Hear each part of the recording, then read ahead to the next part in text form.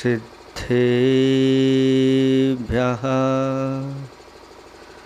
ॐ नमः सिद्धेभ्यः ॐ नमः सिद्धेभ्यः। नमो भारती भ्रम मिटे ब्रह्म बनूं मैं बाल। भार रहित भारत बने भास्वत भारत भाल। देवादिदेव 1008 कैवल्य कमलापति आदि ब्रह्मा आदिनाथ भगवान की, घाटोल के बड़े बाबा श्री वासुपूज्य भगवान की, शासन नायक वर्तमान शासन नायक महावीर भगवान की, सिद्ध प्रभु भगवान राम की, परम पूज्य स्वाट आचार्य प्रवर राष्ट्रहित चिंतक गुरुवर विद्यासागर जी महामुनिराज की, 3,9 करोड़ मुनिराजों की,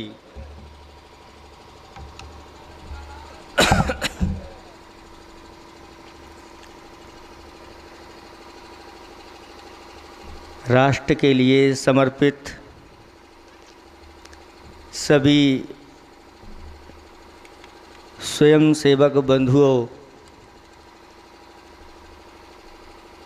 हमारे गुरुदेव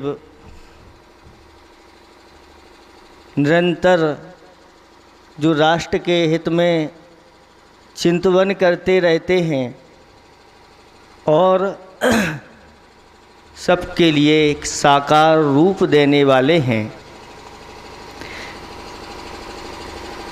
और उन्होंने ये कहा कि हुआ पतन बहुबार है हो करके उत्थान। हुआ पतन बहुबार है हो करके उत्थान, वही सही उत्थान है हो ना पतन सम्मान। यह संसारी प्राणी जैसे कर्म करता है उसके अनुसार उसको वैसा फल मिलता है। चारों गतियों की 84 लाख योनि में परिभ्रमण करता रहता है। जैसे खेत में जो बोया जाता है वही निकल करके आता है। अगर आपने आम बोए हैं तो क्या निकलेंगे? बबूल कि आम? आम बोए हैं तो आम ही निकलेंगे, और अगर बबूल बोए हैं तो बबूल। ऐसा नहीं कि बबूल बोए और आम निकल आए, ऐसा होता है क्या? नहीं होता। ऐसे ही हम अपने जीवन में जैसे कर्म करते हैं उन कर्मों का फल हमें मिलता है। सत्कर्म अगर करते हैं तो उसका फल हमारे लिए सुख के रूप में हमारा उत्थान होता चला जाता है, सभी जगह सम्मान होता है। और अगर हमने असद आचरण किया है, खोटा आचरण किया है, तो उसके बदले में जगह जगह हमारा अपमान होता चला जाता है, सुख हमसे बहुत दूर हो जाता है और अनेक प्रकार की दुर्गतियों के पात्र बनना पड़ते हैं। तो हमारे इस भारत देश का उत्थान कैसे हो, उसके लिए गुरुदेव ने 7 सूत्र दिए हैं। पहला सूत्र दिया स्वस्थ तन। क्या? स्वस्थ। पहला सुख निरोगी काया। अगर ये काया ही निरोगी नहीं रहेगी, काया ही स्वस्थ नहीं रहेगी, तो आप कुछ कर नहीं सकते। और पड़े रहोगे एक स्थान पर, दूसरों से ही सेवा कराते रहोगे, तो स्वयं सेवक कैसे कहलाओगे? इसलिए अपने इस तन को कैसा रखना है? स्वस्थ रखना है। और वह स्वस्थ तन शाकाहार से ही संभव है और किसी प्रकार के आहार से संभव नहीं। शाकाहार स्वयं ही ये कहता है कि शांति कारक और हानि रहित। सा का हा रा।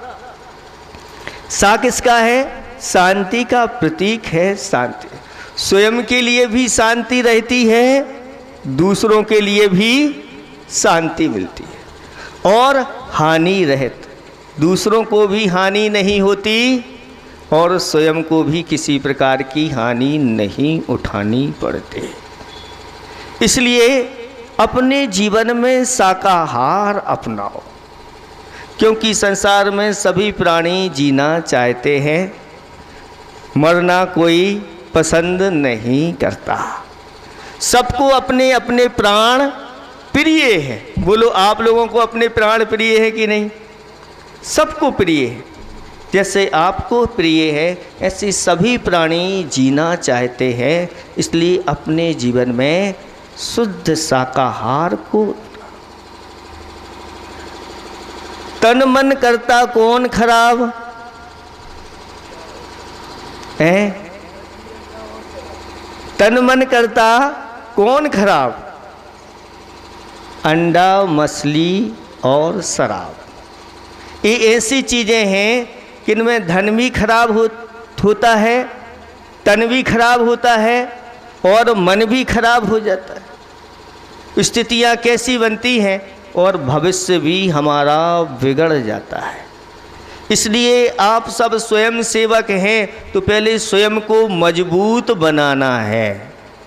अगर स्वयं ही मजबूत नहीं रहे तो फिर हम कैसे अपने देश की रक्षा कर पाएंगे? अपनी देश की रक्षा करना है तो स्वयं को पहले मजबूत बनाने की बहुत ज़रूरत है। इसलिए संकल्पित होकर के अगर आप देश की रक्षा के लिए, राष्ट्र की उन्नति के लिए तत्पर होते हैं तो कहना ही क्या, इस भाव में भी आपकी उन्नति होगी और परभाव में भी आपकी उन्नति होगी। तो स्वस्थ तन हो गया। दूसरा आचार्य भगवंत ने सूत्र दिया, स्वस्थ मन। अगर हमारा मन स्वस्थ है, मन भी क्या बीमार होता है? कहते हाँ, मन से ही अनेक प्रकार की बीमारियां उत्पन्न होती हैं। अगर चिंता घिर जाती है व्यक्ति के लिए तो कहते हैं चिंत्या नश्यते ज्ञानम। चिंता ज्ञान को नष्ट कर देती है। चिंत्या नश्यते बलम। चिंता जो है ना, बल को नष्ट कर देती है। चिंत्या नश्यते बुद्धिर। चिंता बुद्धि को नष्ट कर देती है। और चिंत्या व्याधिर भवती चिंत्या। जितनी व्याधि होती हैं, चिंता से अधिक व्याधियाँ उत्पन्न हो जाती हैं। ऐसे आयुर्वेद शास्त्रों में वर्णन आया है। इसलिए इस मन को अच्छी तरह से स्वस्थ बनाना है तो आपको चिंता नहीं, चिंतन करना है। और ऐसा चिंतन करना है, खोटा चिंतन नहीं, अच्छा चिंतन अगर अपने जीवन में करते हैं तो मन हमारा बहुत अच्छा बनता है। गांधी जी के 3 बंदर तो आप लोगों ने सुने होंगे। यहाँ पर छोटे छोटे बच्चे भी स्वयं सेवक बन करके बैठे हैं। कैसे हैं वो बंदर? एक मुख पर हाथ रखे हुए है और एक कान पर रखे हुए है और एक आँख पर। लेकिन हमारे गुरुदेव कहते हैं ये 3 बंदर तो उतने खतरनाक नहीं हैं जितना चौथे नंबर का बंदर खतरनाक है। चौथे नंबर का कौन सा बंदर है? मन है। एक उंगली मन पर भी रख ले, हे आत्मन, तू जब भी सोच हमेशा अच्छा सोच, और अच्छी सोच वाला किसी का अच्छा हो अथवा ना हो, लेकिन स्वयं का तो अच्छा होगा ही होगा, इसमें किसी प्रकार का कोई संशय नहीं करना। इसलिए इस मन को ऐसा बलवान बनाओ, इस प्रकार की भावना करो, सर्वे भवन्तु सुखना, सभी सुखी हो, सर्वे सन्तु निरामया, सभी निरोगी बने, सभी लोग कल्याण के मार्ग पर लगे, किसी को जरा सा भी कष्ट ना हो। अगर ऐसी अंतरंग से भावना आ गई तो किसी के प्रति बैर भाव रहता ही नहीं। और ये बैर की अगर आग हमने अपने अंदर जला ली तो देख लो क्या स्थिति हो रही है देशों की, आप सब समझते हैं। इसलिए शांति, सुख और आनंद चाहते हो, सबके प्रति कल्याण की भावना रखो। किसी ने कहा है कि विदेश की सोच क्या है और भारत देश की सोच क्या है, विदेशी संस्कृति क्या है। विदेशी संस्कृति कहती है कि ये जो हमारा देश है, हमारा विश्व है, इस विश्व में सिर्फ मानव को जीने का अधिकार। लेकिन भारतीय संस्कृति क्या कहती है? विश्व एक परिवार है जिसमें सभी को जीने का अधिकार है। सभी को जीने का अधिकार मतलब उसमें मनुष्य के साथ साथ पशु पक्षी भी आ जाते हैं, और वो भी प्रजा हैं। जैसे आप प्रजा हैं, ऐसे ही पशु पक्षी भी प्रजा हैं। इसलिए सबको जीने का अधिकार है। और इसके बाद तीसरा सूत्र दिया, स्वस्थ वचन। स्वस्थ तन हो गया, स्वस्थ मन हो गया, अब वचन भी हमारे स्वस्थ होना चाहिए। ऐसे वचन बोलो कि लोगों के लिए वह हितकारी, सबका हित करने वालों। अगर अपने मुख से ऐसे वचन निकल गए, किसी का अहित हो गया और जीवन भर वह कष्ट उठाता रहा अपने वचनों के माध्यम से, तो ऐसे वचन किस काम के। इसलिए इन वचनों को भी इतने संयत बनाओ कि इन वचनों को सुनकर के लोगों का उद्धार हो। हित मित और प्रिय बोलने की साधना ये भारत की संस्कृति है।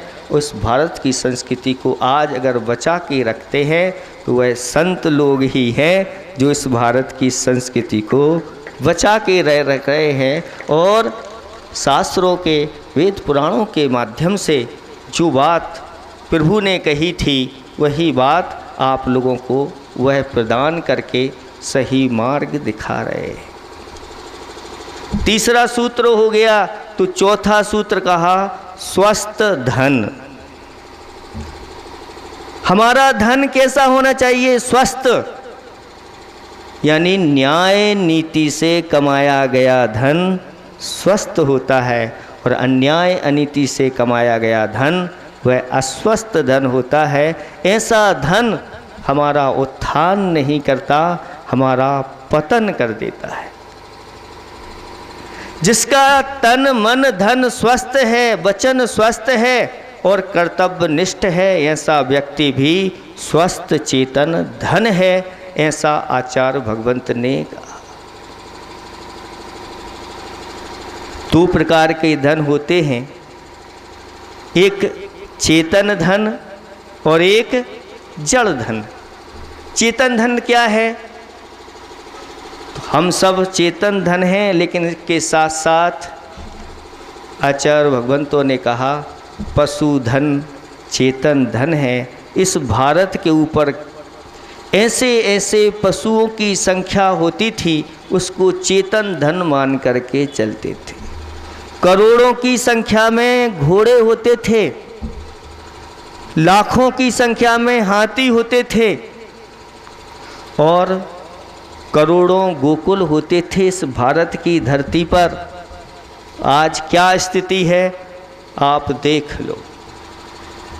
कहा है कि बिना ताज की रानी है, बिना ताज की रानी है, ठंडा पीती पानी है, भोजन करती सानी है, शाकाहार की निशानी है, रोगों को दूर करने के लिए नानी है, धन संपदा की खानी है, गोरस अमृत दानी है, सबकी जानी पहचानी है, ना क्रोधी ना मानी है, ऐसी गौ माता बड़ी सयानी है। ये किसकी कहानी है? बोलो, ये किसकी कहानी है? ये गाय की कहानी है। और आज वह आपके सामने अपना अस्तित्व लिए खड़ी हुई है और आज तक उसने इस प्रकृति का उल्लंघन नहीं किया। किसी गाय को आपने कभी मांस खाते हुए देखा? भूखी मर जाएगी, लेकिन कभी वह इस प्रकार की प्रकृति के विरुद्ध नहीं। लेकिन यह मनुष्य प्रकृति का उल्लंघन करता चला जा रहा है और जो नहीं खाना चाहिए उसको भी खा रहा है, जिसको नहीं छूना चाहिए उसको ही वह खा रहा है। आज बहुत सारी ऐसी वस्तुएं हैं जिनमें पिग फैट रहता है। पिग माने सुअर होता है और उस सुअर को कोई छूना भी पसंद नहीं करता। अगर छू भी ले कोई किसी के लिए वह सुअर, तो क्या करते थे? स्नान करते थे, भैया ऐसे निंद पशु ने हमारे लिए छू लिया। लेकिन आज बहुत सारी वस्तुएं पिग फैट मिल करके आ रही हैं और उनका सेवन कर रहे हो। कैसे अपनी बुद्धि चलेगी? कैसे अपने वचन होंगे? कैसे हम अपने संस्कारों को बचा पाएंगे? ये सब आप लोगों को अच्छी तरह से विचार करना है, क्योंकि संगठन के रूप में आप लोग बैठे हुए हो और इसके लिए आप लोग तैयार भी हैं। बहुत अच्छा कार्य करते हैं ये लोग गौ रक्षक के बारे में, और इन लोगों के लिए हमारा आशीर्वाद है कि इस प्रकार से जहाँ भी ये गायें आपके लिए मिल जाएं, इनकी रक्षा आप लोगों को करना है। और आप इनका पालन नहीं कर पाओ कोई बात नहीं, आप तो उनको बचा करके और जहाँ जहाँ गौशालाएँ खुली हैं वहाँ भेज दो, उनका अच्छे से पालन होगा। राष्ट्र की कोई अगर रीढ़ है तो ये पशुधन है। अगर ये सुरक्षित नहीं रहा तो आगे जाकर के स्थिति क्या बनने वाली है आप सब समझते हैं। ये भारत देश हमारा गौओं का रौ सुन करके अपने आप को गौरवशाली मानता था। आज गायों का अभाव होता चला जा रहा है। कितनी गायें हैं आप देख लो। अभी 25-50 वर्ष पूर्व में यहाँ पर घाटोल में घर घरों में गायें थीं, सब थी, लेकिन अब सब का अभाव होता चला जा। जब से ये वैज्ञानिक यंत्र आए हैं आपका विकास तो होता चला जा रहा है, लेकिन विकास के साथ साथ जीवंत ह्रास भी हो रहा है। इसकी ओर आप जरूर देखो। ऐसे गायों का पालन करो। ये चेतन धन है और ये चेतन धन आपका भी पालन करता है। ऐसा नहीं अपने आप में वह एक गाय बहुत बड़ी संपदा हुआ करती है। जैन शास्त्रों में लिखा हुआ है या श्री सा गौ, या श्री सा गौ, मतलब इस पृथ्वी पर जो संपदा है वह क्या है? गौ यानी गाय। दो प्रकार की संपदा होती है, एक लौकिक संपदा और एक पारलौकिक संपदा। लौकिक संपदा तो गाय है, लेकिन पारलौकिक संपदा अगर कोई है तो वह जिनवाणी माता है, जिन भारती है, जिसके माध्यम से हमारे लिए बुद्धि मिलती है। आज उस सरस्वती माता का भी कितना सम्मान हो रहा है, आप लोग देख लो। स्कूल कॉलेजों में क्या हो रही है व्यवस्था। पहले हमारे गुरुदेव सुनाते थे, जब हम लोग स्कूल जाते थे तो अपनी जो सरस्वती है उस सरस्वती को सिर पे रख करके ले जाते थे। ऐसा सम्मान होता था इस भारत देश में। आज क्या स्थिति हो रही है। फिर धीरे धीरे जब हम लोग पढ़ते थे तो उस सरस्वती को अपने हृदय से, सिर से कहाँ आ गई, हृदय से। फिर धीरे धीरे वह बाजू में आ गई, बाजू में दबा करके ले जाने लगे। फिर धीरे धीरे वह सरस्वती भार लगने लगी तो अब बस्ते को कहाँ टांगते हैं, पीठ के ऊपर। और धीरे धीरे पीठ से भी खिसक करके आप सब जानते हैं कि वह आपका बस्ता कहाँ लटकता रहता है, कौन से स्थान पर, वहाँ पर हमने पहुँचा दिया है। अगर सरस्वती की विनय नहीं हो पाई तो क्या हमारी उन्नति होगी, बोलो, नहीं होगी। तो इस प्रकार के हमें इन सब चीज़ों को ध्यान में रख कर के करना है। जैसे अभी एक पूर्व वक्ता ने कहा कि यहाँ पर ये राजस्थान है और यहाँ के राजस्थान के प्रसिद्ध महाराणा प्रताप के बारे का उनका नाम आया, तो उनके साथ साथ आपको पता होगा, आपको जानकारी नहीं होगी कि उन्हीं महाराणा प्रताप के दानवीर योद्धा भामाशाह मंत्री के रूप में थे। और उन भामाशाह मंत्री ने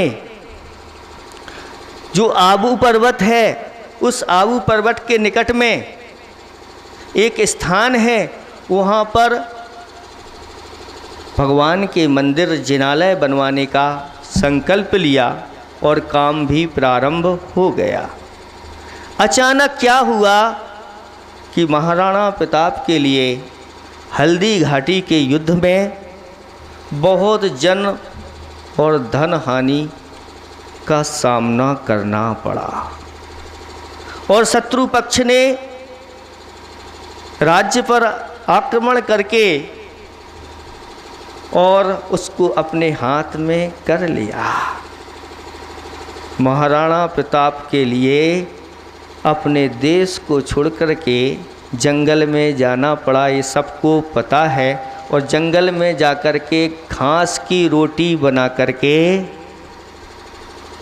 और एक दिन ऐसी भी घटना घटी कि रोटी बना करके जो बच्चे थे उनके खा रहे थे, तो एक बिलाव आया और उसको लेकर के चला गया। ऐसी स्थिति हो गई। लेकिन मन में संकल्प शक्ति पावरफुल थी और विचार कर रहे थे कि क्या किया जाए। जनशक्ति मिल तो रही है, लेकिन धन का तो अभाव है। बिना धन के कैसे हम सैनिकों के लिए भोजन पानी आदि की व्यवस्था आदि कर पाएंगे, उसके अभाव में तो अब कुछ नहीं। और मन में आया कि क्यों ना अब अपना शत्रु पक्ष के लिए समर्पण कर दिया जाए, क्योंकि धन के अभाव में तो हम आगे कुछ कर नहीं सकते। इस प्रकार की बात जब भामाशाह के कान में पहुंची और भामाशाह महाराणा प्रताप के पास पहुंचते हैं और कहते हैं कि महाराज, हमने ये सुना है कि आप शत्रु पक्ष के लिए अपना आत्मसमर्पण करने जा रहे हो। हाँ भामा, क्या करें, धन के अभाव में हम अब कुछ कर नहीं सकते, कोई उपाय हमारे पास नहीं है। जनशक्ति मिल रही है, संकल्प भी शक्ति हमारी है।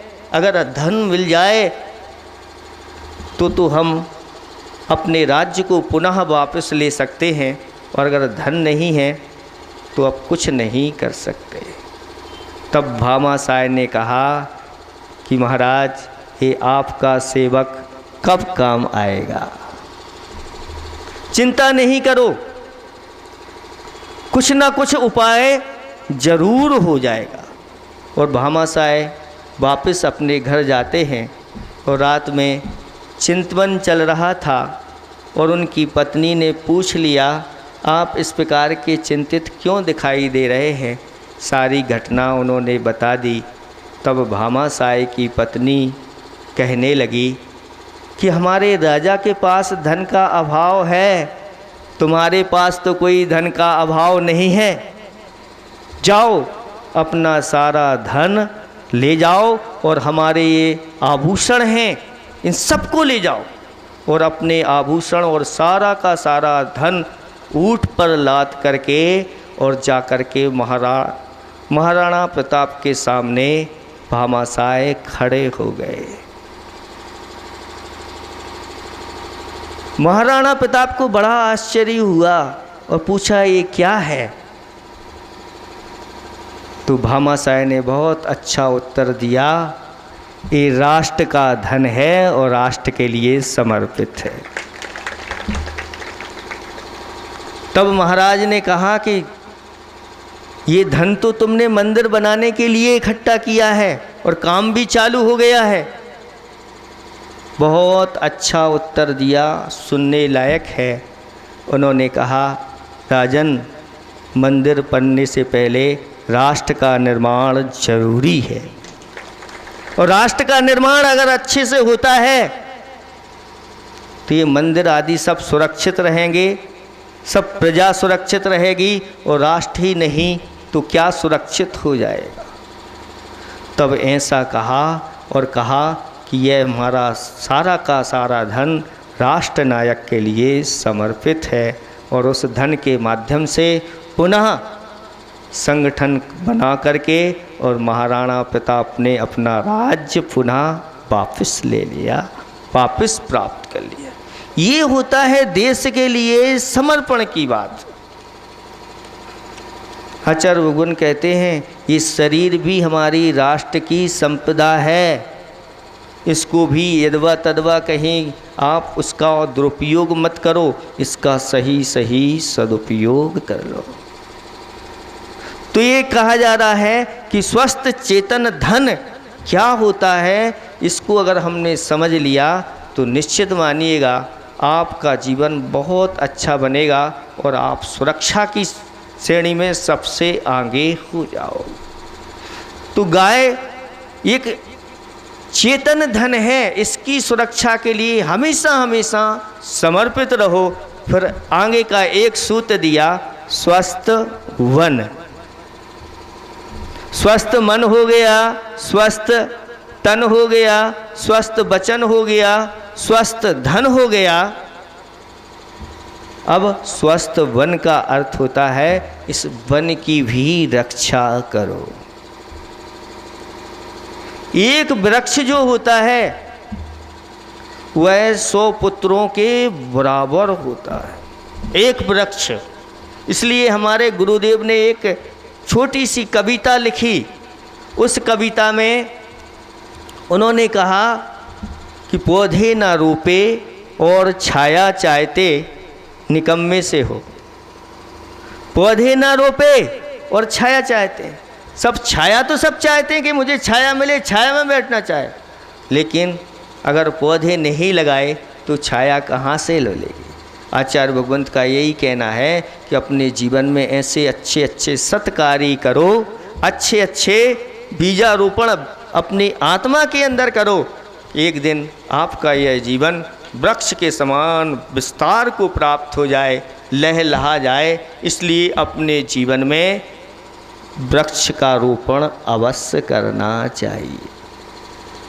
हमारे पूर्वज जो पहले वर्षा होने के पहले ही आप लोग जो आम हैं उन आम को चूस करके ऐसे फेंक देते थे और परोपकारी हमारे दादा बुजुर्ग वगैरह उन सब गुठलियों को इकट्ठा करके एक थैली में रखते चले जाते थे और जहाँ रास्ते होते थे और रास्ते के किनारों पर वह गड्ढे करके और उनमें उन गुठलियों को बीजारोपण कर देते थे और ऊपर से वर्षा होती थी। 4 महीने में वह वृक्ष तैयार हो जाता था और रास्ते में राहगीर उस छाया में बैठ कर के आनंद लेते।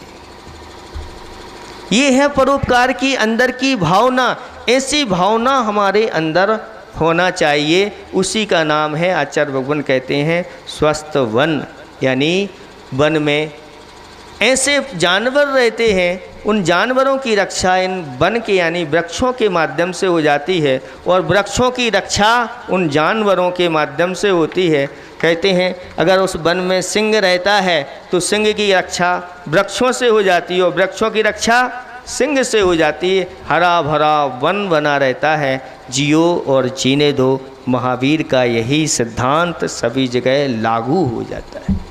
तुम भी जियो और दूसरों को भी जीने दो और सबको इसी प्रकार की शिक्षा भी देना। जैसे अभी कहा कि ये नीति कोई परोसने वाला है तो हमारा भारत देश है, जहाँ से अहिंसा का प्रचार प्रसार होता है, जहाँ सुख शांति आनंद का खजाना अगर कहीं मिलता है तो इन्हीं सूत्रों से मिलता है। अहिंसा परमो धर्मा, जियो और जीने दो।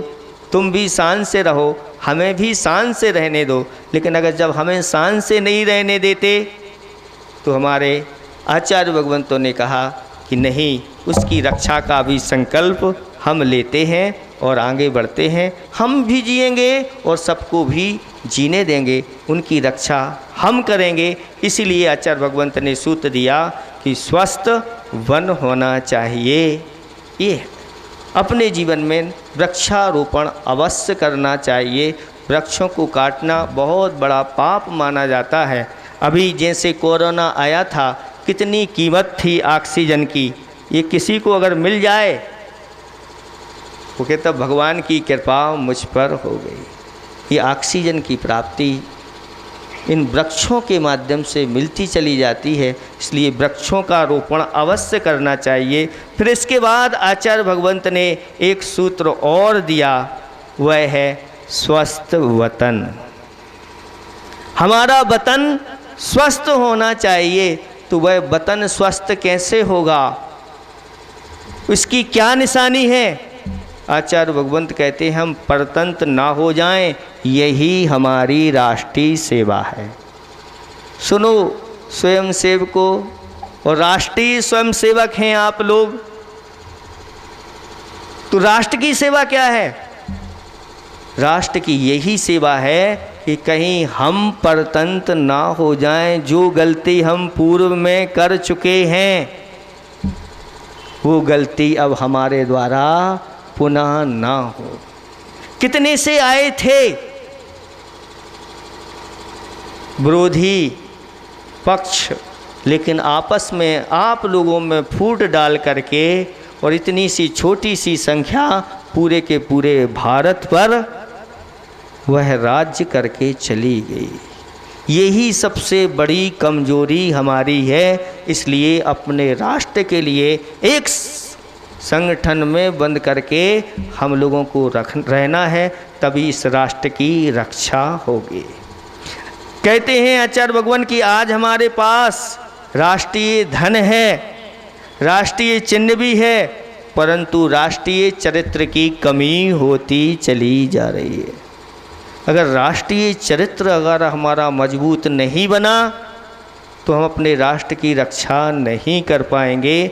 और वह राष्ट्रीय चरित्र क्या है? तो कहते हैं सत्य, अहिंसा, न्याय और सदाचार, यही राष्ट्रीय चरित्र है। और अगर इस भारत देश में सत्य, अहिंसा, न्याय और सदाचार अगर बना रहा तो भारत सबका गुरु कहलाएगा, क्योंकि ये दुर्लभ चीज़ें भारत में ही आपको प्राप्त होगी।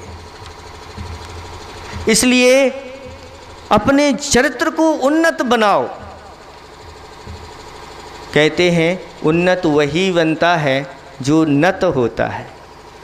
उन्नत बनने नत बनो। अगर उन्नत बनना है तो हमसे जो बड़े हैं, गुरुजन हैं, प्रभु हैं, इनके प्रति अपना हाथ जोड़ करके मस्तक झुका दो।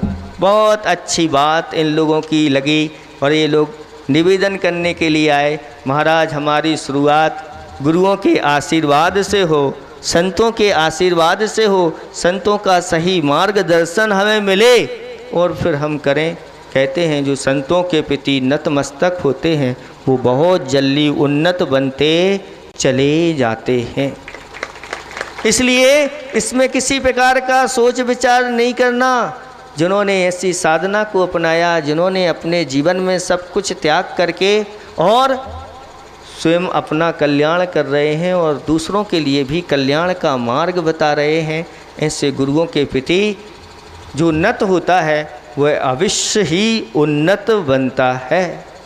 और अंत में एक और सूत्र दिया, स्वस्थ चेतन। कहते हैं जहाँ पर स्वस्थ मन हो, स्वस्थ तन हो, स्वस्थ वचन हो, स्वस्थ धन हो और स्वस्थ वन हो और स्वस्थ वतन हो तो फिर चेतन भी स्वस्थ हो जाता है। हम सब चेतन हैं, इसका आपको ध्यान रखना है। चेतन में ना भार है, चेतन की ना हार। चेतन में ना भार है, चेतन की ना छाँव, चेतन की फिर हार क्यों, भाव हुआ दुर्भाव। आप लोग सब चेतन हैं कि अचेतन हैं?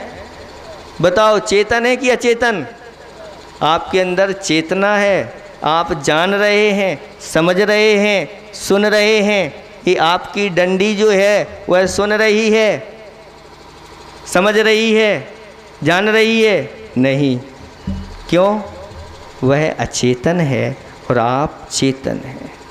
और इस शरीर में से जिस दिन चेतना निकल जाती है यह शरीर भी मिट्टी हो जाता है, यूं ही पड़ा रहता है। इसलिए अपने चेतन को स्वस्थ बनाना है तो कहते हैं अच्छी तरह से अच्छी अच्छी भावनाओं के माध्यम से, अच्छे अच्छे आचरण के माध्यम से यह चेतन बहुत ही उज्जवल और स्वस्थ बनता चला जाता है।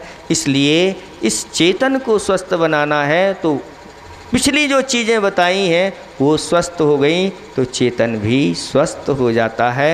मन स्वस्थ तो चेतन भी स्वस्थ हो जाता है। इसलिए एक भजन है, आप लोगों ने सुना होगा, अंत में कह कर के समाप्त करूँगा। मन की तरंग मार ले बस हो गया भजन, आदत बुरी सुधार ले बस हो गया भजन। भजन कितना छोटा सा भजन है, लेकिन भजन ऐसा है अगर अपने जीवन में उतार लिया तो हो गया भजन। आदत बुरी सुधार ले बस हो गया। ये तेरा है, ये मेरा है, ये भाव है बुरा, सबको जो अपना मान ले मानव बना खरा। अपनी कसाएं मार ले बस हो गया भजन, आदत बुरी सुधार ले बस हो गया भजन। कसाएं क्या हैं? क्रोध, मान, माया और लोभ। क्रोध, मान, माया, लोभ, इन कसाओं को मार लो, बस हो गया भजन। रहता है झोपड़ी में मगर महलों की चाय है, ये चाय ही तो तेरे लिए कांटों की राय है। इस चाह को तू मार ले बस हो गया भजन, आदत बुरी सुधार ले बस हो गया भजन। पर मैं न खोजना कभी, पर मैं न खोजना कभी निज धर्म को सदा, हरदम वो तेरे पास है तुझसे नहीं जुदा। अपने को अपना मान ले, बस हो गया भजन, आदत बुरी सुधार ले, बस हो गया भजन। कुछ समझ में आया है आप लोगों को? बस कुछ समझ में आया हो चाहे नहीं, इतना समझ में आ जाए, आदत बुरी सुधार ले, बस हो गया भजन। स्वयं को हम सुधारते हुए और फिर आगे बढ़ेंगे। निश्चित आप लोग इस राष्ट्र रक्षा में बहुत आगे बढ़ेंगे। हमारा सबके लिए, इस भारत देश की, इस राष्ट्र की, इस विश्व की अच्छी तरह से रक्षा हो, सभी सुखी हों और भारत जैसा पहले विश्व गुरु था, एक दिन फिर वह विश्व गुरु की शैली में उसका नाम हो, अहिंसा परमो धर्म की। अपने दायित्व का निर्वहन कर रहे हैं। उसके बाद तृतीय कुर्सी पर श्रीमान मोहन जी भाई साहब पुलिस विभाग से सेवानिवृत्त हैं एवं वर्तमान में सेवानिवृत्त पुलिस के जिला अध्यक्ष हैं।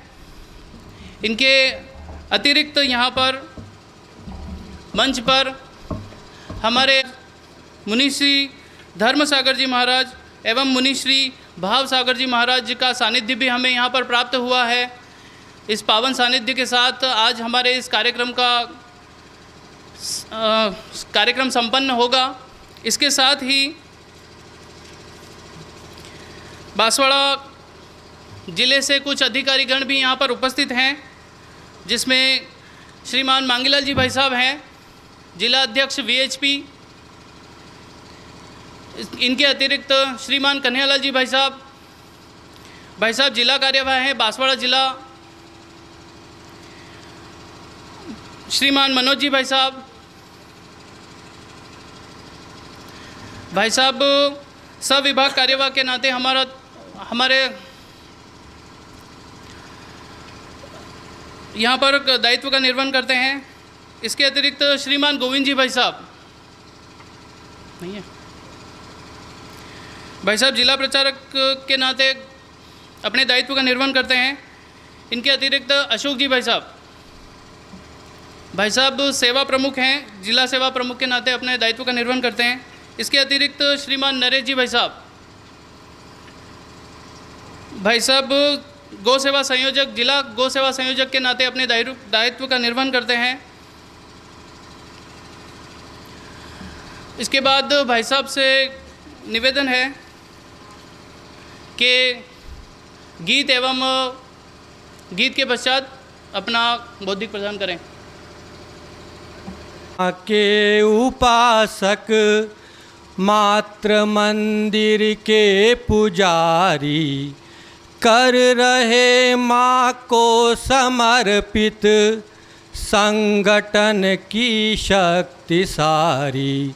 भारती माँ के उपासक राष्ट्र अपना गिर रहा है, संकटों के बादलों से युद्धरत आतंकवादी। देश के रक्षा बलों से संगठित सामर्थ्य बल से चोट दे अरि को करारी। भारती माँ के उपासक मात्र मंदिर के पुजारी। शील है संबल हमारा, इसलिए दुर्जेय हैं हम। शौर्यमय गाथा हमारी, ज्ञान गीता श्रेय हैं हम। प्राण की बाती जलाकर आरती माँ की उतारी। भारती माँ के उपासक मात्र मंदिर के पुजारी, कर रहे माँ को समर्पित संगठन की शक्ति सारी।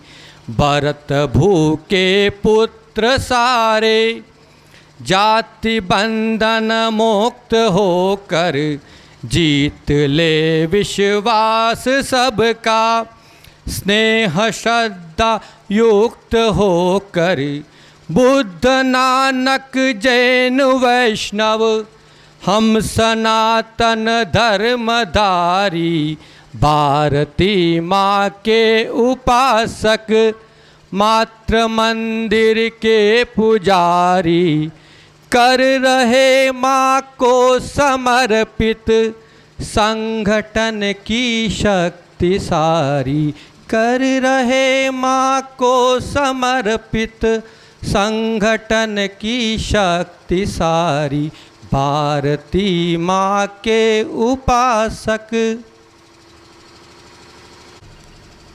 खंड घाटोल के इस आज के वे इस पथ संचलन में मंच पर उपस्थित पूज्य संत श्री, आपके श्री चरणों में नमन करता हूँ, वंदन करता हूँ, प्रणाम करता हूँ।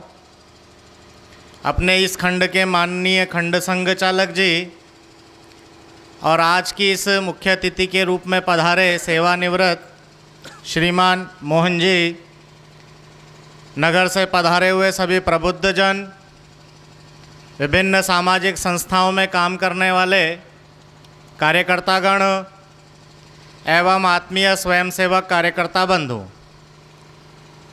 यह आज का अपना यह पथ संचलन अपने विजयादशमी 1925 उस संघ स्थापना दिवस पर आज अपना ये आयोजन नगर के मुख्य मार्गों से पथ संचलन के रूप में किया गया।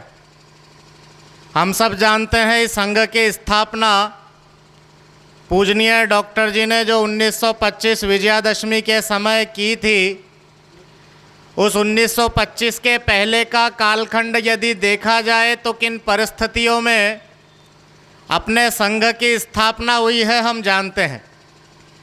और इस विजयादशमी के इस पावन पर्व पर राष्ट्रीय स्वयंसेवक संघ अपने 98वें वर्ष पूर्ण कर चुका है और 99वें वर्ष में प्रारंभ प्रवेश हो गया है।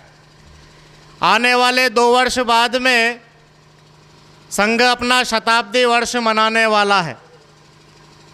और इस 2000 कालखंड के यदि पिछला कालखंड यदि देखा जाए तो हम समझ सकते हैं एक भारत की उस गौरवशाली परंपरा को मिटाने का, अपने स्वाभिमान को भुलाने का, हम कौन हैं इस बात को अपने मस्तिष्क से समाप्त करने का, ऐसे कई प्रकार के यंत्र षड्यंत्र इस देश में हुए और समाज जो लगातार अलग अलग भागों में बंटता हुआ जा रहा था, इस युद्ध की और इस कूटनीति की, इस षड्यंत्रों के लगातार आक्रमण के कारण से यहाँ हम अपने स्वाभिमान को जो भूलते जा रहे थे, उस स्वाभिमान को पुनः स्थापित करने के लिए समय समय पर अपने यहाँ पर आवश्यकता पड़ी तो पृथ्वीराज चौहान जैसे, महाराणा प्रताप जैसे, शिवाजी महाराज जैसे भी आघात होते चले गए। इसलिए संघ की शाखाओं को प्रारंभ करके एक एक व्यक्ति को तैयार करने की संकल्पना ये प्रारंभ हुई। और हम सब जानते हैं उस 1 घंटे की शाखा में पूजनीय डॉक्टर जी ने खेल खेल के माध्यम से इस देश के लिए जीने वाले लोग, समाज के लिए सेवा करने वाले लोग, उस प्रकार का चरित्र समाज जीवन में खड़ा करने का एक प्रयत्न प्रारंभ हुआ। और ऐसा नहीं है, ये लगातार काम जब चलता रहा, जैसे जैसे संघ की शाखाओं का विस्तार होता गया, नागपुर के मोहितों के बाड़े में जो पहली शाखा लगी, उस शाखाओं से निकल करके कार्यकर्ता दूर दूर स्थानों पर गए। कोई केरल में जाकर संघ का काम प्रारंभ किया, किसी ने राजस्थान में आकर के काम प्रारंभ किया, किसी को हिमाचल पूर्वांचल के क्षेत्रों में भेजा गया, किसी को दक्षिण के क्षेत्रों में भेजा गया, और वहाँ जा कर के कहाँ रहेंगे, कहाँ खाएंगे, इस सारी व्यवस्था को भुला करके समाज एक सूत्र में बंधना चाहिए, इसलिए संघ के काम को बढ़ाना प्रारंभ किया। और हम सब जानते हैं ये संघ की शाखाओं का विस्तार जैसे जैसे लगातार बढ़ता जा रहा था, समाज के विभिन्न विभिन्न क्षेत्रों में संघ के कार्यकर्ता योग्य प्रशिक्षण लेकर के खड़े हो रहे थे, लेकिन उस समय की तात्कालीन परिस्थितियां इस प्रकार की बनती चली गई कि राष्ट्रीय स्वयंसेवक संघ को दबाने का, बंद करने का, कुचलने का भी षड्यंत्र हम सब ने देखा। और पूजनीय महात्मा गांधी जी की हत्या का झूठा आरोप लगा करके संघ पर पहला प्रतिबंध 1948 में लगा दिया गया। दूसरा प्रतिबंध देश में आपातकाल 1975 के कालखंड का विरोध करते समय में संघ पर दूसरा प्रतिबंध लगा दिया गया। ना कोई दलील, ना कोई वकील, ना कोई सुनवाई होगी। देश में इस प्रकार के लोकतंत्र को दबाकर संघ निकल करके आया तो संघ को भी बंद कर दिया गया, रोक दिया गया। उसके बाद में हम सब जानते हैं अपने आराध्य प्रभु श्री राम के उस भव्य मंदिर को 1526 में बाबर के आकांताओं ने तोड़ कर दिया। लंबा एक संघर्ष हुआ और हम सब जानते हैं 1992 को वो ढांचा जो कलंक के रूप में इस देश पर छा रहा था, उसको समाज के लोगों ने तोड़ कर दिया। तब तीसरा प्रतिबंध राष्ट्रीय स्वयंसेवक संघ पर फिर लगा दिया गया। लेकिन हम सब जानते हैं जैसे जैसे संघ को दबाया गया, स्प्रिंग की तरह ही उतना उछाल मारा और उस सारे वातावरण को बदलने का प्रयत्न संघ लगातार करता गया। ऐसे 3-3 आघात हुए, 3-3 प्रतिबंध लगते गए, समाज में कहीं ना कहीं षड्यंत्र चलते गए और इस हिंदू समाज को तोड़ने का षड्यंत्र ये लगातार फिर भी प्रारंभ रहा। हम सब जानते हैं अमरनाथ की श्राइन बोर्ड पर उस पर कहीं ना कहीं एक विषय लगा उस समय में कर वसूलने का काम, चाहे वो राम सेतु को तोड़ने वाला विषय हो, चाहे संघ के स्वयंसेवक को हिंदू आतंकवादी, भगवा आतंकवादी कहने वाले विषय हो, चाहे मालेगांव के बम विस्फोट में अपने यहाँ के संतों को गिरफ्तार करने वाला विषय हो, अपने संघ के प्रचारकों को गिरफ्तार करने वाला विषय हो, चाहे भगवान श्री राम के प्रश्न, भगवान श्री राम आराध्य उन पर प्रश्न खड़े करने हो, ऐसे सब सवालों का भी जवाब देते देते संघ आज लगातार आगे बढ़ रहा है। और आज वो वातावरण समाज में पुनः खड़ा हो रहा है कि गर्व से कहो मैं हिंदू हूँ। इस विषय को लेकर के आज समाज में कई प्रकार के प्रयत्न ये चल रहे हैं और आज एक नकारात्मक वातावरण हट करके आज समाज में एक सकारात्मक वातावरण खड़ा हुआ है।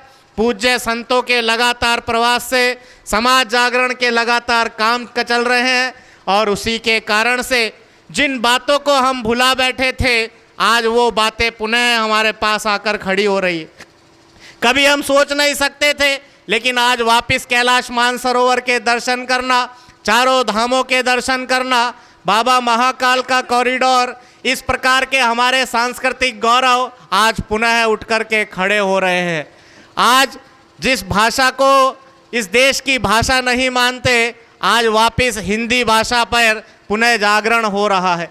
आज योग जैसे विषय को हम भुला बैठे थे, जो हमारी ही व्यवस्था थी, लेकिन बीच के कालखंड में हमें भुला दिया गया। आज वापस उस योग जैसे विषय को भारत ये स्वीकार कर रहा है। पिछले दिनों में G20 के शिखर सम्मेलन को हमने देखा और इस G20 के शिखर सम्मेलन को पूरे विश्व ने देखा।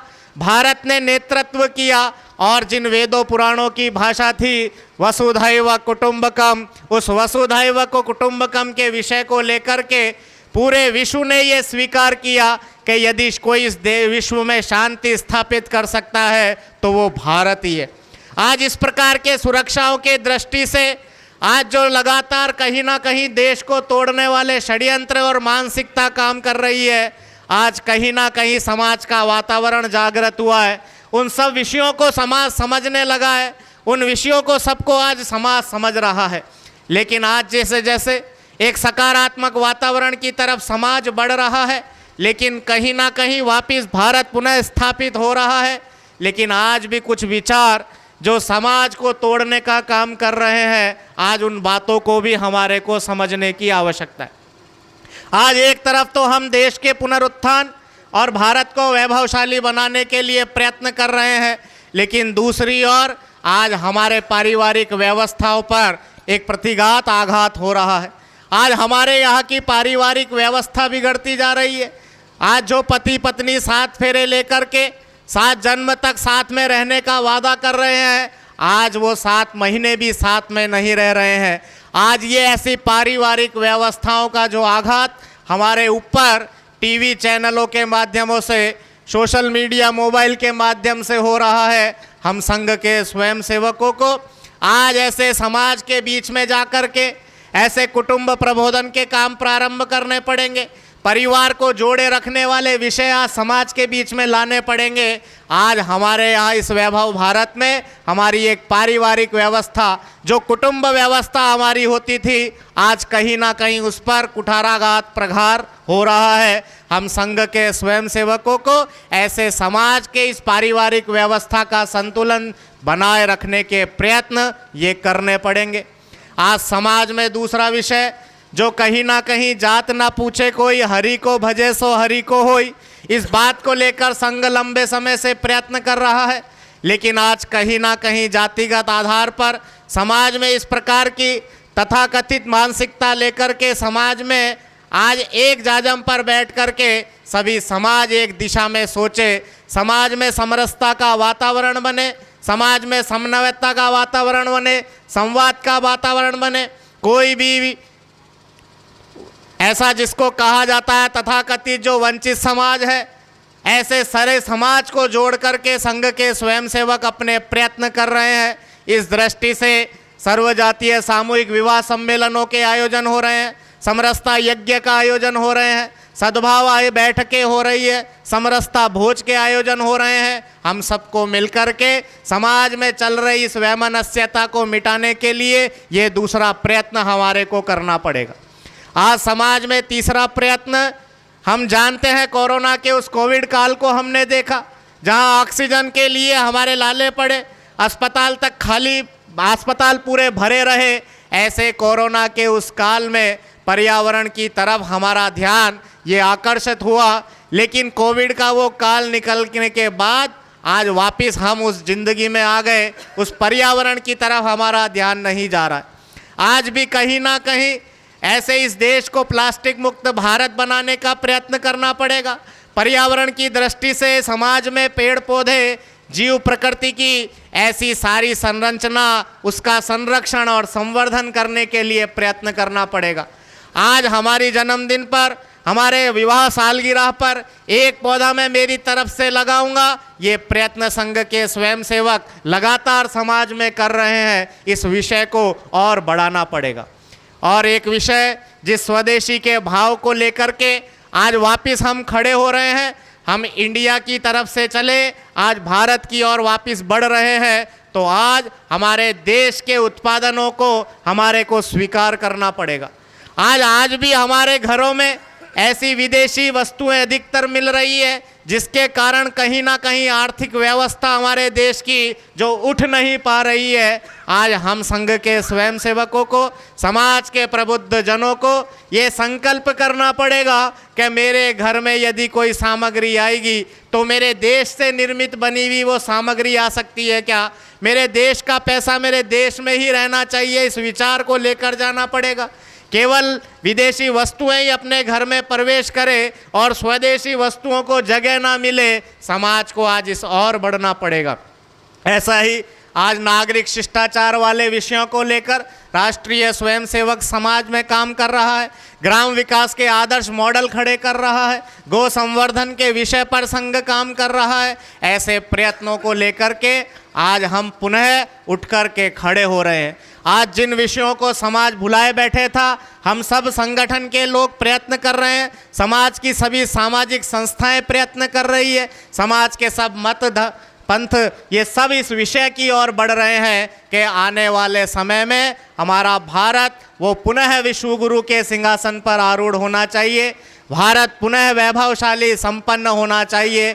आज विश्व में हम देख रहे हैं, एक तरफ पूरी दुनिया में युद्ध की स्थितियां बन रही है, रूस और यूक्रेन के युद्ध चल रहे हैं, इजराइल फिलिस्तीन के युद्ध चल रहे हैं। ऐसे समय में यदि संपूर्ण विश्व को कोई शांति का दर्शन दे सकता है तो वो भारत ही है। आज आने वाला समय ये भारत का ही है, पूरा विश्व भारत की ओर देख रहा है। ऐसे समय में आज गति बढ़ाने की आवश्यकता है, आज समाज में सक्रिय होने की आवश्यकता है। मैं और मेरा परिवार, यही मेरा संसार, इस बात से ऊपर उठ कर के मैं समाज के लिए कितना समय लगा सकता हूँ, मैं देश धर्म के लिए कितना समय लगा सकता हूँ। आज इस मानसिकता से हम संघ के स्वयंसेवकों को प्रयत्न करने पड़ेंगे, विभिन्न सामाजिक संस्थाओं को प्रयत्न करने पड़ेंगे, मातृ शक्ति को अपने स्तर पर प्रयत्न करने पड़ेंगे। जब सामूहिक रूप से चारों ओर से समाज के उत्थान के विषय प्रारंभ होंगे, विश्व कल्याण के मार्ग खुलेंगे, तब राष्ट्रभक्ति ले हृदय में हो खड़ा यदि देश सारा, संकटों पर मात कर यह राष्ट्र विजयी हो हमारा। आने वाला समय भारत का है, आने वाला समय विश्व कल्याण का मार्ग ये भारत ही दिखा रहा है। पूज्य संतों के नेतृत्व में आज समाज चल पड़ा है, आज समाज में ऐसे लोग खड़े हो गए हैं जो अपना समय समाज के लिए लगा रहे हैं। इसलिए आज के इस विजयादशमी के इस पथ संचलन में भगवान श्री राम के आदर्श आज पुनः गौरवान्वित हो रहे हैं। आने वाले समय में प्रभु श्री राम अयोध्या में वापस उनकी प्राण प्रतिष्ठा रामलला की विराजमान 22 जनवरी को होने वाली है। समाज के बीच में जैसे हम निधि समर्पण के लिए गए थे, आने वाले समय में हम पुनः समाज के बीच में जाकर के इस राम राज्य की स्थापना, प्रभु श्री राम की उस साम्राज्य की संकल्पना को लेकर समाज के बीच में जाने वाले हैं। आने वाला समय लोकतंत्र के महापर्व का भी है। ऐसे लोकतंत्र के उस लोकतांत्रिक व्यवस्था में हम सबको ये प्रयत्न करने हैं कि मैं जहाँ रहता हूँ वहाँ जो मतदाता है उसका मतदान अवश्य हो। 100% मतदान, इस काम को लेकर के हम सब समाज में प्रयत्न करने चाहिए। ये भी एक जिम्मेदारी है हमारी, संघ के स्वयंसेवकों की जिम्मेदारी है, प्रबुद्ध नागरिकों की जिम्मेदारी है, मातृ शक्ति की जिम्मेदारी है। इस लोकतंत्र का अधिकार का उपयोग जो मेरे लिए है, आज समाज को इस दिशा में सोचना पड़ेगा। राष्ट्र हित में मतदान हो, 100% मतदान हो। आने वाले समय में ये जो लोकतंत्र का पर्व है, सारा समाज इसको मिलकर संपन्न करे, ऐसी दिशा में भी हम सब काम करने वाले हैं। आज पूज्य श्री संत आज अपने इस राष्ट्रीय स्वयंसेवक संघ के मंच पर पधारे, मैं आभार व्यक्त करता हूँ। ऐसे पूज्य श्री ने अपना कीमती समय निकाल करके हम सब संघ के स्वयंसेवकों को अपना प्रेरक पाथे देने के लिए आपने समय निकाला। ऐसे ये संघ के स्वयंसेवक नियमित रूप से अपनी शाखाओं पर प्रयत्न कर रहे हैं, शारीरिक रूप से तैयारी कर रहे हैं, अपना शरीर स्वस्थ रहे, देश समाज में अपना जीवन लगे, इस हेतु से संघ की 98वें वर्ष की साधना ये चल पड़ी है, 99वें वर्ष की और प्रारंभ की। मैं आप सभी को शुभकामनाएं देता हूं और आने वाले समय में सक्रिय भूमिका हम समाज के अंदर और अधिक करेंगे, ऐसा निवेदन करते हुए मैं अपनी बात को विराम देता हूं। भारत माता की जय। कार्यक्रम के पश्चात अल्पाहार की व्यवस्था है। साथ न हिंदू पतितो भवेत्, मम दीक्षा हिंदू रक्षा, मम मंत्र समानता। सावधान, उत्तिष्ठा। दंड वहीं रहने दीजिए। रमा